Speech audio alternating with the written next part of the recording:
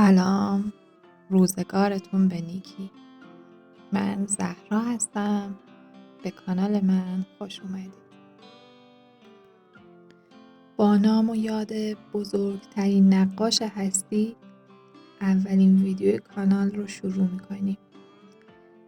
قراره که اینجا با هم از زندگی بگیم و از نقاشی برای ساختن یک زندگی زیباتر استفاده کنیم. ممنون از اینکه همراه من هستید.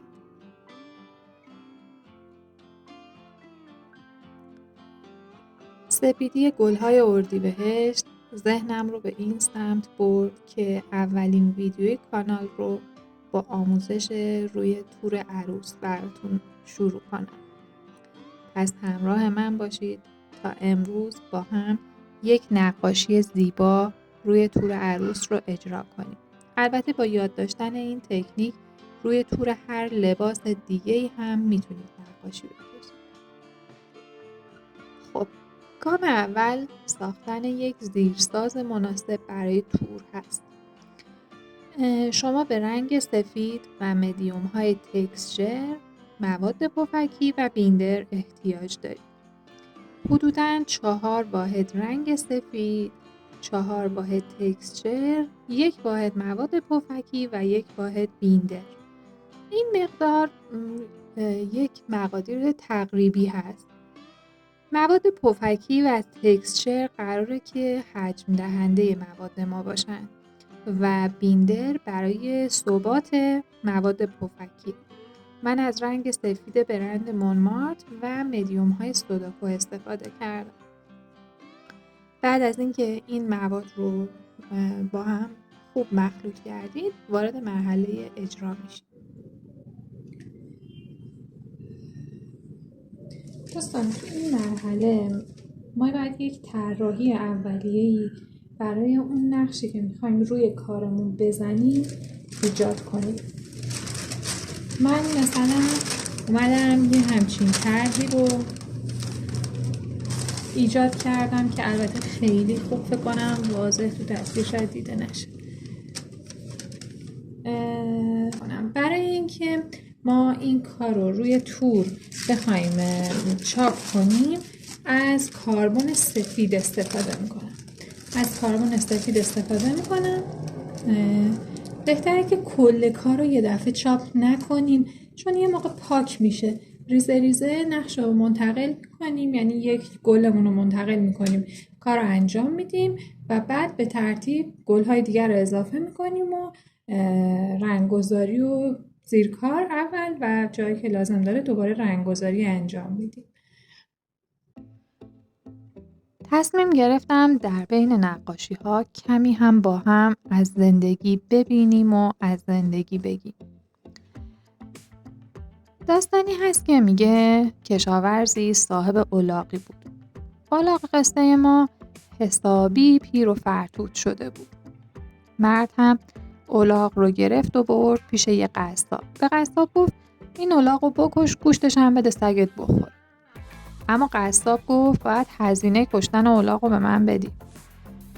مرد هم الاغش رو گرفت و رفت. از برداشت الاغ تو زمین همسایه ها میچرخید و حسابی خسارت به بار می آورد. مرد قصه ما خیلی از دست الاغ خسته شده بود. یه روز که همراه الاغ داشت راه میرفت ناگهان چشش به یه چاهی افتاد. تصمیم گرفت الاغ رو بندازه توی اون چاه. الاغ شروع کرد به سر و صدا کردن. کشاورز از ترس اینکه یه موقع مردم نیان الاغ رو نجاتش بدن تصمیم گرفت شروع کنه به ریختن خاک روی سر الاغ. اما بشنوید از الاغی که توی چاه گیر افتاده بود. اول شروع کرد به ناله و نفرین کردن که من یه عمر به تو خدمت کردم، این بود مزد زحمت‌های من که منو توی این چاه انداختی. کم کم الاغ متوجه شد که داره خاک روی سرش میریزه و اون هم داره زیر خاکا دفن میشه. تصمیم گرفت خاکی که روی سرش میریزه رو تکون بده تا بریزه زیر پاش. از اون بالا کشاورز خاک میریخت و از این پایین الاغ سرشو تکون میداد و خاکا میریختن زیر پاش. کم کم یه تپه‌ای از خاک درست شد و الاغ تونست بیاد از توی چاه بیرون. الاغ بی‌اعتنا به کشاورز راهشو کشید و رفت. روزگار خیلی وقتا با ما این کار میکنه. خیلی وقتها خاک روزگار روی سر ما ریخته میشه. اما همیشه این ما هستیم که تصمیم میگیریم زیر اون خاک دفن بشیم یا از اون خاک تپه‌ای بسازیم برای بالا رفتن.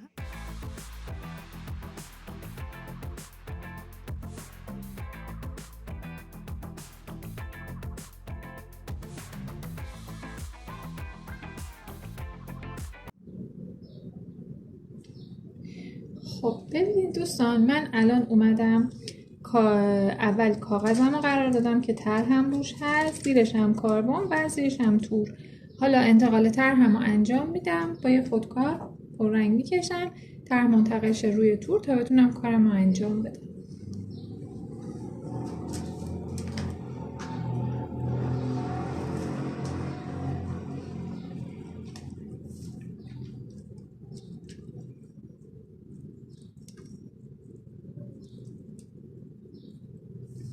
من کار منتقل شده رو کامل براتون انجام میدم و تصویر نهایی رو براتون میذارم.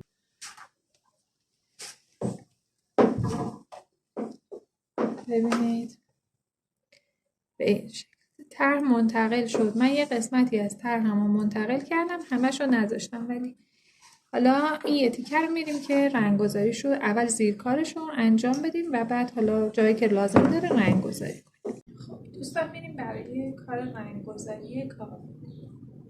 یه قلموی مناسب انتخاب میکنید. مثلا من الان با صفر رهاورد میخوام کار کنم. کارم هم بستم به کارگاه برای اینکه تور باید زیرش خالی باشه که بشه کار کرد. ببینید اگه روی یه سطح قرار بگیره از پشت تمام مواد شما روی سطح کشیده میشه. کاملا به یه کارگاه بستم، کشیدمش. موادی رو که آماده کرده بودم داخل پالت قرار دادم. هر موادی هم که داشتید اگه یه چسب محکمی روش بزنید ساعت‌ها براتون میمونه. یه مقداری قلمو خیس میکنم، خیلی ما به خیسی قلمو اینجا احتیاج نداریم.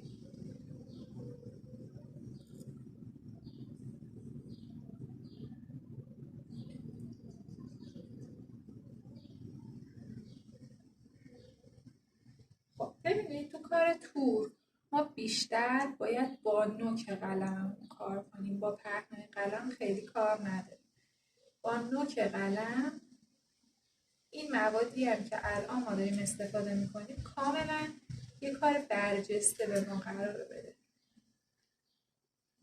با نوک قلمم شروع میکنم این موادی رو که درست کردم، مواد زیرسازی که درست کردم میارم روی کارم قرار میدم و ببینید قلمو بیشتر حالت عموده و نوک قلم برای من کار میکنه.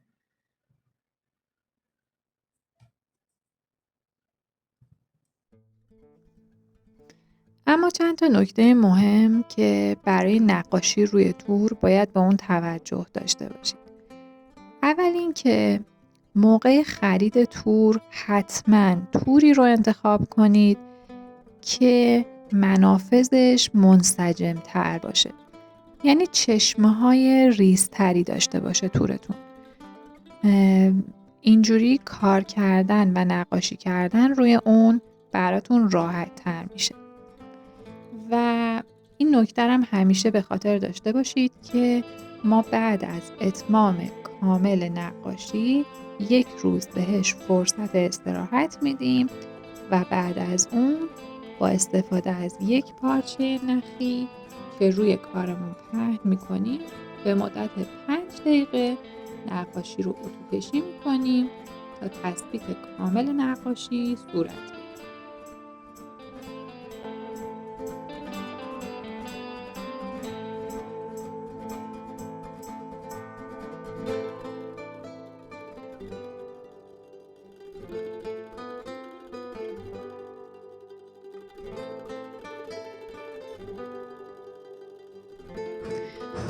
خب دوستان، کار تا این مرحله پیش رفت و زیرسازی کار به اتمام رسید. من یه شیء تیره زیرش گذاشتم تا شما به خوبی ببینید. زیرسازی که به پایان رسید، حالا ما میخوایم بیاییم با رنگ سفید اصلاحات انجام بدیم. یعنی کل کار رو نمیاییم رنگ سفید بذاریم مجدد روش، فقط جاهایی رو که میبینیم نیاز داره یک دور با رنگ سفید اصلاحش میکنیم.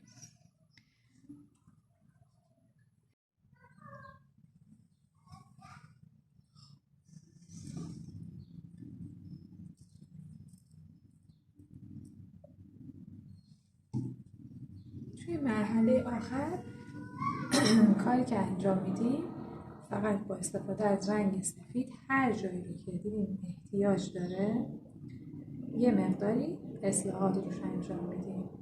صافکاری یا مثلا گوشه های کار بخواد صاف بشه.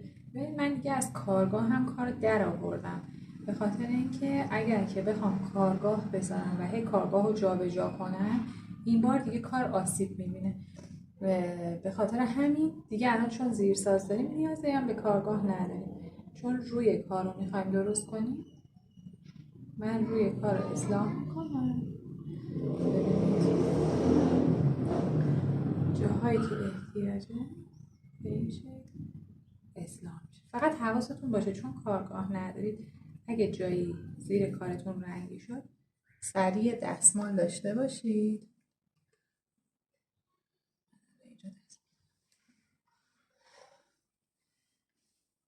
تمیز کنید که جاهای دیگه تورتون رنگی نشه.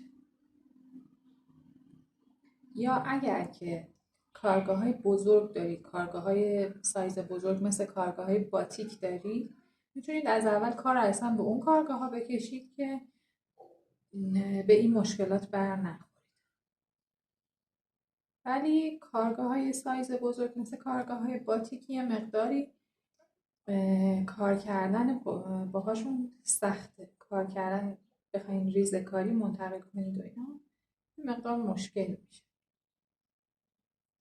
هر جایی که دیدید احتیاج هست که یه مقدار اصلاح بشه با رنگ سفیدتون اصلاحش کنید.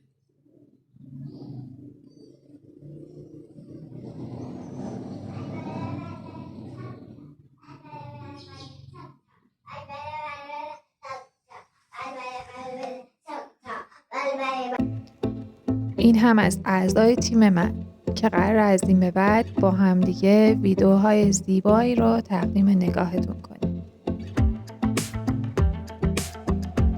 زندگیتون به زیبایی گل‌های اردیبهشت. ممنون از همراهیتون.